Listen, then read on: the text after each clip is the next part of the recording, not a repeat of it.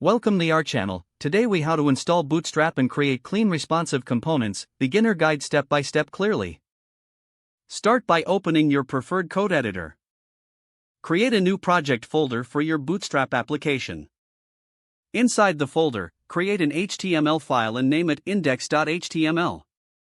Open the index.html file in your code editor. Begin by adding the basic HTML structure. Include the doctype HTML declaration at the top of your file.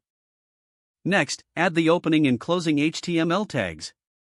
Within the HTML tags, add the head section. In the head, include the title tag and give your page a title. To use Bootstrap, you can link to a CDN. Visit the Bootstrap website and navigate to the Getting Started section. Copy the CSS link provided for Bootstrap in the CDN section. Paste the CSS link within the head section of your HTML file.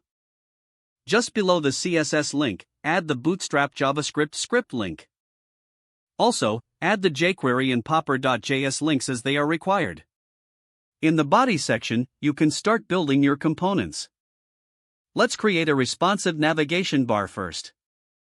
Add a nav tag and include the Bootstrap classes for styling. Inside the nav, add a div to hold your brand name. Add an h1 array tag inside the div for your brand. Next, create an unordered list for your navigation links. Each list item should contain an anchor tag linking to different sections. Add Bootstrap classes to make your navigation responsive. Now let's create a card component below the navbar.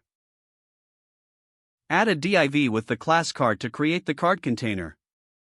Inside this div, add an image if desired using the img tag. Provide a class for responsive images, such as img fluid. Next, create another div inside for the card body. Don't forget to like this video and subscribe to our channel for more step-by-step tech guides.